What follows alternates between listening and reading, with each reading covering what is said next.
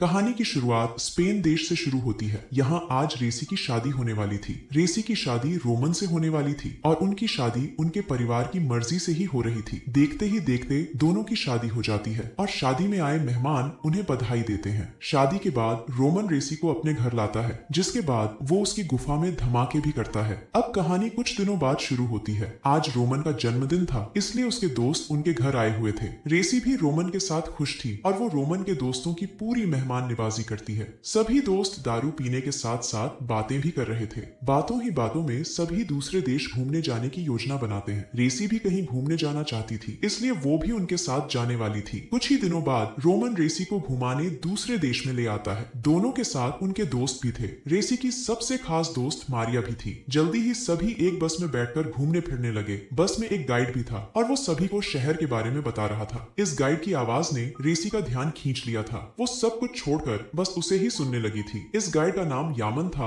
और रेसी उसकी तरफ आकर्षित हो गई थी। इसी बीच रेसी की तबीयत बिगड़ जाती है, जिसके बाद उसे चक्कर आ जाता है। थोड़ी ही देर बाद रेसी को होश आ जाता है। उसे अपने पास यामन और रोमन नजर आते हैं, जो उससे उसका हाल चाल पूछ रहे थे। रेसी को बस में घुटन हो रही थी, इसीलिए उसे चक्कर आया था। रेसी को ठीक देखकर बस फिर से चलने लगती है। यामन फिर से बोलने लगता है और रेसी फिर से उसे सुनने लगती है। थोड़ी देर बाद बस एक होटल के सामने आकर रुक गई, ताकि सभी लोग होटल में आकर आराम कर सकें। रेसी जब बस से उतरती है तो उसे सामने यामन नजर आता है। दोनों एक दूसरे को अपना नाम बताते हैं। इससे पहले कि दोनों ज्यादा बात कर पाते, रोमन रेसी को लेकर होटल में चला जाता है। जल्दी ही रेसी अपने कमरे में पहुंच गई थी, जिसके बाद दोनों पति पत्नी आराम करने लगे। अगले दिन सभी लोग फिर से शहर घूमने लगे। रेसी का ध्यान बार बार यामन पर जा रहा था और यामन ने भी ये चीज देख ली थी। उसे जब मौका मिला तो वो रेसी के पास आता है और उससे छेड़छाड़ शुरू कर देता है। उसकी छेड़छाड़ से रेसी गर्म तो हो गई, लेकिन वो खुद पर काबू पाकर उससे दूर हो जाती है। घूमने फिरने के बाद सभी लोग कुछ खाना पीना चाहते थे, इसलिए सभी एक कैफे में बैठ गए थे। इसी बीच रेसी जब अपना रुमाल लेने बस में आती है तो वहाँ उसे यामन मिलता है और वो उसे पकड़कर उसकी गुफा में धमाके कर देता है। वैसे रेसी की दोस्त मारिया ने दोनों को बस में देख लिया था, इसीलिए उसे दोनों पर शक हो गया था। शाम को भी यामन रेसी के होटल में आकर उसकी गुफा में धमाके करता है। रेसी को यामन से प्यार हो गया था, इसलिए वो उसके साथ पानी निकालने लगी थी। शहर घूमते घूमते दोनों को जब भी मौका मिलता तो दोनों पानी निकालने लग जाते। कुछ दिनों बाद रेसी अपने देश वापस लौट आती है। घर आकर वो कई दिनों तक यामन से बात करने की कोशिश करती है, लेकिन यामन से उसकी बात हो नहीं पाती। यामन ने उसे जो नंबर दिया था वो अब बंद हो चुका था और रेसी को ये बात नहीं पता थी। रेसी की जब यामन से बात नहीं हो पाती तो वो उदास रहने लगी। उसे उदास देखकर मारिया उससे उसकी उदासी का कारण पूछती है। रेसी उसे बता देती है कि मैं यामन से प्यार करने लगी हूँ। सारी बात जानकर मारिया उसे सब कुछ भूलने को कहती है, लेकिन रेसी उसकी बात को अनसुना कर देती है। थोड़े दिनों बाद रेसी रोमन को बताती है कि मैं माँ बनने वाली हूँ। रेसी की बात सुनकर रोमन उदास हो गया। वो उससे कहता है कि डॉक्टर ने मुझे कई साल पहले ही बता दिया था कि मैं गुफा में धमाके तो कर सकता हूँ, लेकिन मैं कभी बाप नहीं बन सकता।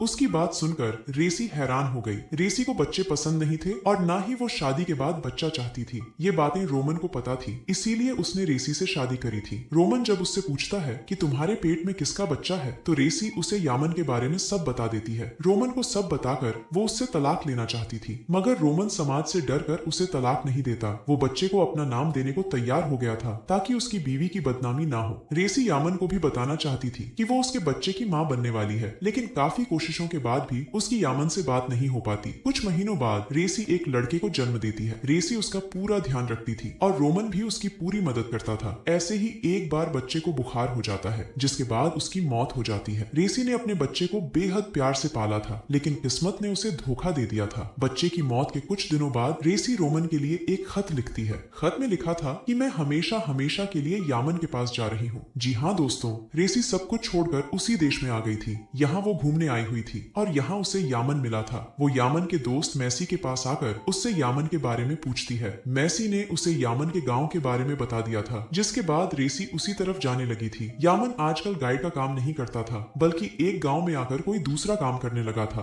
और रेसी उसी गांव में पहुंच गई थी। गांव में आते ही वो यामन को ढूंढने लगी और कुछ ही कोशिशों के बाद उसे यामन मिल जाता है। दोनों एक दूसरे को देखकर काफी खुश हो गए थे। यामन आजकल गाड़ी चलाने लगा था और वो गाड़ी में ही रेसी का पानी निकालता है। रेसी ने उसे बच्चे के बारे में भी बता दिया था। दोनों उसकी मौत से दुखी थे, लेकिन दोनों इस बात से खुश थे कि वो दोनों फिर से मिल गए। जल्दी ही वो रेसी को अपने घर लेकर आता है। यामन भले ही गाँव का था, लेकिन उसका घर शहर में था। रेसी को उसका छोटा सा घर काफी पसंद आता है। घर में आते ही दोनों फिर से शुरू हो जाते हैं। रेसी अब उसी के साथ रहने वाली थी और यामन भी उसे अपने पास ही रखना चाहता था। कुछ दिनों बाद रेसी अकेली ही पासपोर्ट दफ्तर में आती है। वो हमेशा हमेशा के लिए इसी देश में रहना चाहती थी। दफ्तर वाले उसे बताते हैं कि या तो तुम कोई ढंग का काम करने लग जाओ या फिर यामन से शादी कर लो। दफ्तर वालों की बात सुनकर रेसी यामन के घर चली आई। कुछ देर बाद यामन के घर एक बूढ़ी लेडी आती है और उसके साथ 2 बच्चे भी थे। ये लेडी यामन की माँ थी और वो उससे ही मिलने आई थी। वो रेसी को बताती है कि ये दोनों बच्चे यामन के हैं और मैं बच्चों को यामन से मिलाने आई हूँ। पहले तो रेसी उसकी बात पर यकीन नहीं करती, लेकिन जब यामन आकर बच्चों से मिलता है तो उसे उस पर बेहद गुस्सा आता है। बच्चों के जाने के बाद रेसी उससे उसकी बीवी के बारे में पूछती है। यामन उसे बताता है कि मैं तलाकशुदा हूँ और मैं सिर्फ अपने बच्चों से प्यार करता हूँ। मेरी शादी बिल्कुल सफल नहीं रही थी और अब मैं शादी के नाम से भी नफरत करता हूँ। मैं तुम्हें खोना नहीं चाहता था, इसीलिए मैंने ये बात तुमसे छुपा कर रखी थी कि मेरे 2 बच्चे भी हैं। रेसी तो आज उससे शादी की बात करना चाहती थी ताकि वो हमेशा के लिए उसके साथ रह सके, मगर यामन को शादी से नफरत थी, इसलिए कुछ दिनों के बाद वो काम ही शुरू कर लेती है। वो यामन के साथ मिलकर चादरें बनाने लगी थी और इस काम में यामन का दोस्त मैसी भी उनकी मदद करता था। ऐसे ही एक दिन एक अमीर बंदा उनके घर आता है। वो चादरों का बड़ा ऑर्डर देना चाहता था, लेकिन ऑर्डर के साथ साथ वो रेसी की गुफा में धमाके भी करना चाहता था। यामन को इस चीज से कोई परेशानी नहीं थी, लेकिन रेसी इसके लिए नहीं मानती।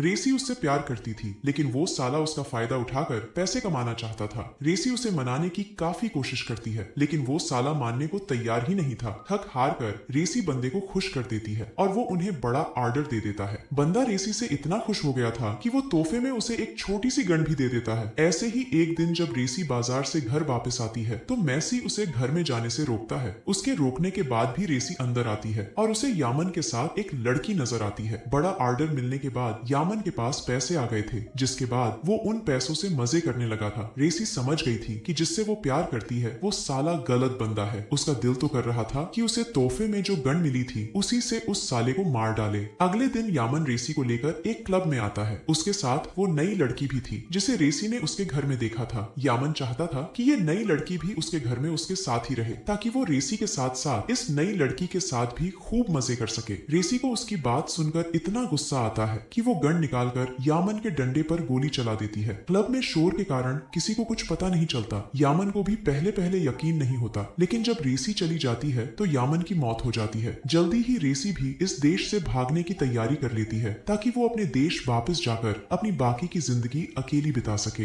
रेसी ने जिसके लिए सब कुछ छोड़ दिया था उसी ने उसे धोखा दिया था, क्योंकि वो गलत इंसान था। रेसी चाहती तो रोमन के साथ अच्छी जिंदगी जी सकती थी, लेकिन दूसरे मर्द के चक्कर में फंसकर उसने अपनी पूरी जिंदगी खराब कर ली थी। इसी के साथ इस कहानी का यही अंत हो जाता है। हमारी वीडियो